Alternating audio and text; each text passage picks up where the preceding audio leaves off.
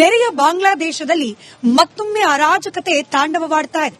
ಇದರ ನೇರ ಪರಿಣಾಮ ಬಾಂಗ್ಲಾದೇಶದಲ್ಲಿ ಅಲ್ಪಸಂಖ್ಯಾತರಾಗಿರುವ ಹಿಂದೂಗಳ ಮೇಲೆ ಬೀರ್ತಾ ಇದೆ. ಇದಕ್ಕೆ ತಾಜಾ ಉದಾಹರಣೆ ಅನ್ನೋ ರೀತಿಯಲ್ಲಿ ಮೊನ್ನೆ ಆದ ಬರ್ಬರ ಹತ್ಯೆ.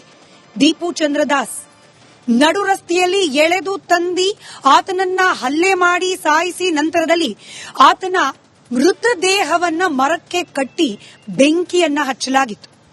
ಇಷ್ಟೆಲ್ಲ ಆದಮೇಲೆ ನೆರೆಯ ಬಾಂಗ್ಲಾದೇಶ ಕೇವಲ ಒಂದೆರಡು ಹಿಂದೂಗಳನ್ನ ಹತ್ಯೆ ಮಾಡಿ ಸುಮ್ಮನಾಗುವ ಪರಿಸ್ಥಿತಿಯಲ್ಲಿದೆಯಾ? ಬಾಂಗ್ಲಾದೇಶದ ಈ ಅರಾಜಕತೆಯ ಪರಿಣಾಮ ನಮ್ಮ ದೇಶದ ಮೇಲೂ ಕೂಡ ಆಗುತ್ತಾ? ಅಥವಾ ಬಾಂಗ್ಲಾದೇಶದಲ್ಲಿ ಅಲ್ಪಸಂಖ್ಯಾತರಾಗಿರುವ ಹಿಂದೂಗಳ ಮೇಲೆ ನಿರಂತರವಾಗಿ ಆಗ್ತಾ ಇರುವ ಈ ಹಲ್ಲೆ, ದೌರ್ಜನ್ಯ, ಇದನ್ನ ಭಾರತೀಯರಾಗಿ, ಅದರಲ್ಲೂ ಹಿಂದೂಗಳಾಗಿ ನಾವು ಯಾವ ರೀತಿ ಗಮನಿಸಬೇಕು? ಹಾಗೆ ಭಾರತದ ರಾಜಕಾರಣ, ಭಾರತದ ಸರ್ಕಾರ ಬಾಂಗ್ಲಾದೇಶದ ಈ ಪರಿಸ್ಥಿತಿಗಳಿಗೆ ಯಾವ ರೀತಿಯಾಗಿ ಉತ್ತರ ಕೊಡಬೇಕು? ಇಂಥ ಅನೇಕ ಪ್ರಶ್ನೆಗಳಿಗೆ ಇವತ್ತಿನ ಮಹಾಭಾರತ ಚರ್ಚಾ ಕಾರ್ಯಕ್ರಮದಲ್ಲಿ ಉತ್ತರವನ್ನ ಕಂಡುಕೊಳ್ಳೋ ಪ್ರಯತ್ನ ಮಾಡೋಣ. ಇವತ್ತಿನ ಮಹಾಭಾರತ ಚರ್ಚಾ ಕಾರ್ಯಕ್ರಮದಲ್ಲಿ ಕಾಂಗ್ರೆಸ್ನ ವಕ್ತಾರರಾದ ನಟರಾಜ್ ಗೌಡರು ನಮ್ಮ ಜೊತೆಯಲ್ಲಿದ್ದಾರೆ, ಬಿಜೆಪಿ ವಕ್ತಾರರು ಅಶೋಕ್ ಗೌಡ್ರಿದ್ದಾರೆ, ಹಾಗೆ ಚಿಂತಕರು ಶಶಿಕಾಂತ್ ಯಡಳ್ಳಿ ಅವರಿದ್ದಾರೆ, ಹಾಗೆ ಮುಸ್ಲಿಂ ಮುಖಂಡರಾದ ಸಾದಿಕ್ ಪಾಷಾ ಅವರು, ಅದರ ಜೊತೆಯಲ್ಲೇ ಎಂಡಿ ಫಾರೂಕ್ ಅವರಿದ್ದಾರೆ, ಹಿಂದೂ ಮುಖಂಡೆ ಭವ್ಯ ಗೌಡ ಅವರಿದ್ದಾರೆ. ನಮಸ್ಕಾರ, ಎಲ್ಲರಿಗೂ ಕಾರ್ಯಕ್ರಮಕ್ಕೆ ಪ್ರೀತಿಯ ಸ್ವಾಗತ. ಹಾಗೆ ಮೆಗಾ ಡಿಬೇಟ್ ನಲ್ಲಿ ನಮ್ಮ ಜೊತೆ ಎಂದಿನಂತೆ ಆಡಿಯನ್ಸ್ ಕೂಡ ಇದ್ದಾರೆ. ನಮಸ್ಕಾರ, ಎಲ್ಲರಿಗೂ ಕಾರ್ಯಕ್ರಮಕ್ಕೆ ಸ್ವಾಗತ. ನಾನು ಮೊದಲನೇದಾಗಿ ಸಾದಿಕ್ ಪಾಷಾ ಸರ್ ತಮ್ಮಿಂದಲೇ ಪ್ರಾರಂಭ ಮಾಡ್ತೀನಿ. ನೇರವಾದ ಪ್ರಶ್ನೆ, ಇಡೀ ಜಗತ್ತಿಗೆ ಇವತ್ತು ಅಪಾಯಕಾರಿಯಾಗಿ ಯಾವುದಾದ್ರೂ ಇದೆ ಅಂತಂದ್ರೆ, ಅತ್ಯಂತ ಹಿಂಸಾತ್ಮಕ ಮನೋಭಾವದ ಯಾವುದಾದ್ರೂ ಒಂದು ವ್ಯವಸ್ಥೆ ಇದೆ ಅಂದ್ರೆ ಅದು ರಾಡಿಕಲ್ ಇಸ್ಲಾಂ.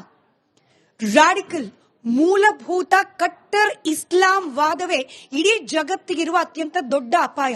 ಒಪ್ತೀರಾ ಈ ಮಾತನ್ನ?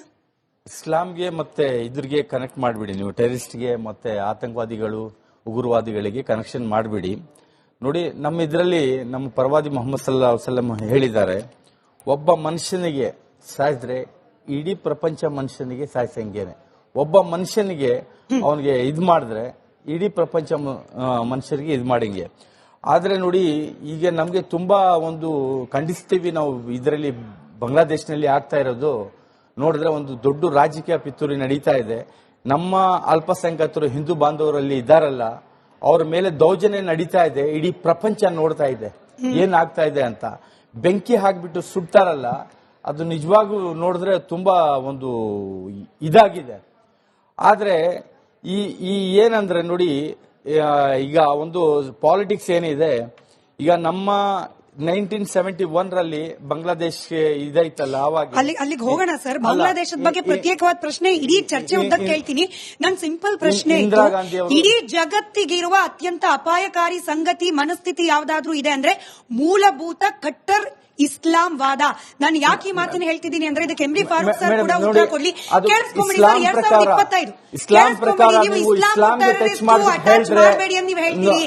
ಕೇಳಿಸ್ಕೊಳ್ಳಿ ಪಾಷಾ ಸರ್, ನನ್ನ ಪ್ರಶ್ನೆಗೆ ಕಾರಣ ಕೂಡ ಇದೆ. ನಾನು ತುಂಬಾ ಇತಿಹಾಸಕ್ಕೆ ಹೋಗಲ್ಲ. 2025ನೇ ಇಸ್ವಿದನ್ನೇ ನಾನು ಲೆಕ್ಕ ಕೊಡ್ತೀನಿ. ಇದು ಭಾರತದ ಲೆಕ್ಕ ಅಲ್ಲ ಸರ್, ಇಡೀ ಜಗತ್ತು. ಕೇಳಿಸ್ಕೊಳ್ಳಿ, ಜನವರಿ 1 US ನ ನ್ಯೂ ಆರ್ಸ್ಲ್ಯಾಂಡ್ ನಲ್ಲಾದ ಟ್ರಕ್ ಅಟ್ಯಾಕ್ ಮಾಡಿದ್ಯಾರು? ಇದೇ ರಾಡಿಕಲ್ ಇಸ್ಲಾಂಗಳು. ಅದರ ಜೊತೆಯಲ್ಲಿ ಆಸ್ಟ್ರಿಯಾ ಕ್ಷಮೆ ಇರಲಿ, ಫೆಬ್ರವರಿ 25 ವಿಲ್ಲಾ ಸ್ಟಾಬಿಂಗ್ ಅಟ್ಯಾಕ್, ಸತ್ತವರ ಸಂಖ್ಯೆ 1 ಮಾಡಿದವರು ಯಾರು? ಇದೇ ಮೂಲಭೂತವಾದಿ ಇಸ್ಲಾಮಿಸ್ಟ್ಗಳು. ಭಾರತದಲ್ಲಿ ಪಹಲ್ಗಾಮ್ ಅಟ್ಯಾಕ್, ಸತ್ತವರು 28 ಜನ, ಮಾಡಿದವರು ಯಾವುದು? ಇದೇ ರಾಡಿಕಲ್ ಇಸ್ಲಾಂ. ಇಷ್ಟಕ್ಕೆ ನಿಲ್ಲಿಲ್ಲ ಸರ್, ದೆಹಲಿಯ ಕಾರ್ ಬ್ಲಾಸ್ಟ್ ಆಗಿರಬಹುದು, ಇಸ್ಲಾಮಾಬಾದ್ ನಲ್ಲಾದ ಬಾಂಬ್ ಬ್ಲಾಸ್ಟ್, ಸತ್ತವರ 13 ಜನ. ಆಸ್ಟ್ರೇಲಿಯಾದಲ್ಲಿ ಮೊನ್ನೆ ನಡೆದ ಬಾಂಡಿ ಬೀಚ್ ಅಟ್ಯಾಕ್, ಮಾಡಿದವರು ಯಾರು ಸರ್? ಇದೇ ರಾಡಿಕಲ್ ಖಟ್ಟರ್ ಮುಸ್ಲಿಂ ಚಿಂತನೆ ಇರುವ ಮೂಲಭೂತವಾದಿಗಳು. ಯಾಕೆ ಒಪ್ಕೊಳ್ಳೋದಲ್ಲ ಇದನ್ನ? ನೋಡಿ, ನಾನು ಒಂದು ಮಾತು ಹೇಳ್ತೀನಿ. ರಾಡಿಕಲ್ ಇಸ್ಲಾಂ ಅಂತ ಹೇಳಿ ರಾಡಿಕಲ್ ಹಿಂದುತ್ವನೂ ಇದ್ದೆ, ನಾನು ಹೇಳ್ತೀನಿ. ಇನ್ನೊಂದು ಮಾತು ಏನಂದ್ರೆ, ಮನುಷ್ಯ ಇವತ್ತು ಮುಸಲ್ಮಾನ ಅಂತ ನಾನು ಮಾತಾಡಲ್ಲ. ಪ್ರಪಂಚದಲ್ಲಿ ರಾಡಿಕಲ್ ಹಿಂದೂಗಳಿಂದಾದ ಒಂದೇ ಒಂದು ಅಟ್ಯಾಕ್ ನೀವು ನನಗೆ ಲೆಕ್ಕ ಕೊಟ್ಟೆ ಸರ್, ನೀವು ಖಂಡಿಸ್ತೀವಿ. ನಾವು ತುಂಬಾ ದುಃಖ ಇದೆ. ನಮ್ಮ ಉಲ್ಮಾಗಳನ್ನು ಹೇಳಿದ್ದಾರೆ, ಇದನ್ನು ಖಂಡಿಸಬೇಕು, ನಾವು ಧರಣಿ ಮಾಡ್ಬೇಕಂತ ಹೇಳಿದ್ದಾರೆ ಬಾಂಗ್ಲಾದೇಶ ಇದು ವಿರೋಧಗೆ. ಆದ್ರೆ ಇನ್ಸಾನ್ ಅಂದ್ರೆ ಇಡೀ ಪ್ರಪಂಚದಲ್ಲಿ ಅವನು ಮನುಷ್ಯನೇ, ಸತ್ರೆ ಮನುಷ್ಯನೇ.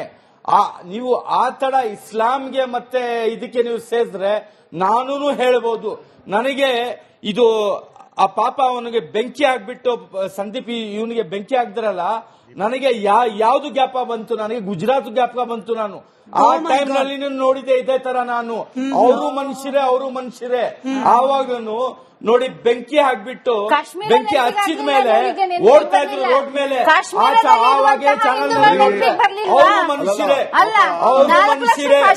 ಆದ್ರೆ ನೋಡಿ ಕಾಶ್ಮೀರ ಪಂಡಿತಗಳು 6 ಲಕ್ಷ ಪಂಡಿತ ಅವ್ರಿಗೆ ನಾನೇ ಹೇಳ್ತೀನಿ ನಿಮ್ಮಿದು 6 ಲಕ್ಷ ಪಂಡಿತರಿಗೆ ಹೋಗ್ಲಿಲ್ಲ. ಇನ್ನೊಂದು ಗುಜರಾತ್ ನಲ್ಲಿ 6,000 ಜನ ಕೊಂದ್ರಲ್ಲ ಅವರು ಮನುಷ್ಯರು. ಸಿಂಪಲ್ ಲೆಕ್ಕ ಕೇಳಿದೆ ನಿಮಗೆ. ನಾನು ಒಂದ್ 7-8 ಪಟ್ಟಿ ಕೊಟ್ಟೆ, ಪಟ್ಟಿ ಇನ್ನೂ ಉದ್ದದಿದೆ, ಬಟ್ ಸಮಯ ಕಮ್ಮಿ ಇರೋದಕ್ಕೆ ನಾನು 7-8 ಲೆಕ್ಕ ಕೊಟ್ಟೆ. 2025ನೇ ಇಸ್ವಿ ಅದು ಸರ್.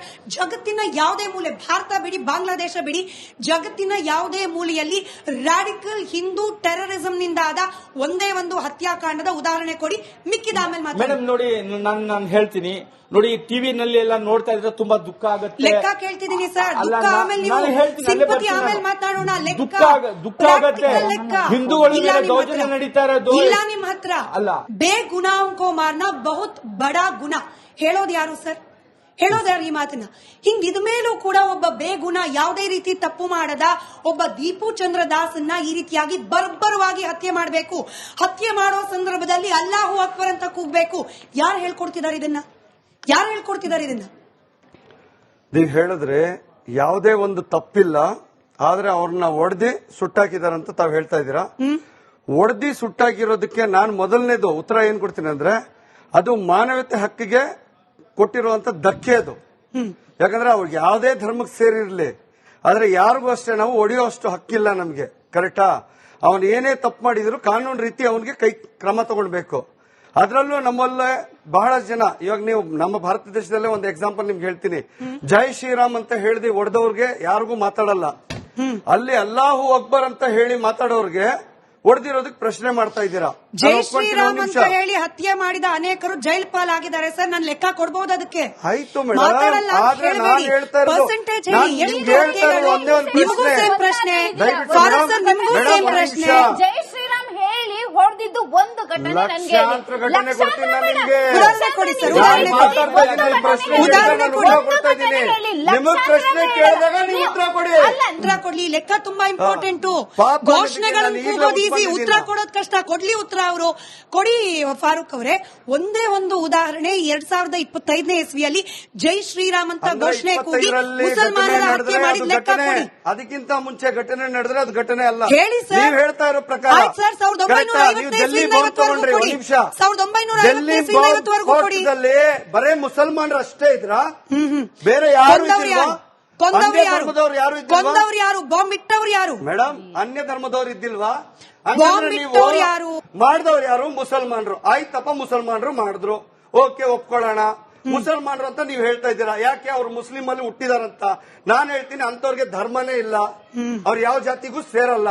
ಯಾಕಂದ್ರೆ ಮಾನವತೆ ಹಕ್ಕನ್ನೇ ಅವ್ನು ತಿಳ್ಕೊಂಡೇ ಇರೋರು ಅವ್ರು ಯಾವ ಜಾತಿ ಯಾವ ಧರ್ಮಕ್ಕೆ ಯಾಕೆ ಸೇರ್ತಾರೆ ಮೇಡಮ್? ಹತ್ಯೆ ಮಾಡ್ತಾ ಇದಾರೆ ಅವರು. ಯಾರಿಗ್ ಮಾಡ್ತವ್ರೆ? ಯಾವ್ದಾದ್ರು ಗ್ರಂಥದಲ್ಲಿದ, ಯಾವ್ದಾದ್ರು ಕುರಾನ್ ಅಲ್ಲಿದ, ಬೈಬಲ್ ಅಲ್ಲಿದ, ಮತ್ತೆ ಭಗವದ್ಗೀತೆಯಲ್ಲಿದ. ನೀವ್ ಯಾರಿಗಾದ್ರೂ ಹೊಡೀರಿ ಅಂತ ಹೇಳ್ಬಿಟ್ಟು ಯಾರಿಗೋಸ್ಕರ ಹೊಡಿತಾ ಇದ್ದೀರಾ? ಇವತ್ ನೀವೇನಾದ್ರೂ ಪ್ರೊಟೆಸ್ಟ್ ಮಾಡ್ಬೇಕಾದ್ರೆ, ಏನಾದ್ರೂ ಒಂದ್ ಒಳ್ಳೆ ಕೆಲಸ ಮಾಡ್ಬೇಕಾದ್ರೆ ಡೆವಲಪ್ಮೆಂಟ್ ಬಗ್ಗೆ ಮಾತಾಡಿ. ಜಾತಿಯಲ್ಲಿ ತಗೊಂಡ್ ಬಂದು ಹೊಡೆದಾಟ ಮಾಡ್ಕೊಳ್ಳಿ. ಈ ಉಪದೇಶ ತುಂಬಾ ಕೇಳ್ಬಿಟ್ಟಿದೀವಿ ಫಾರೂಕ್ ಸರ್.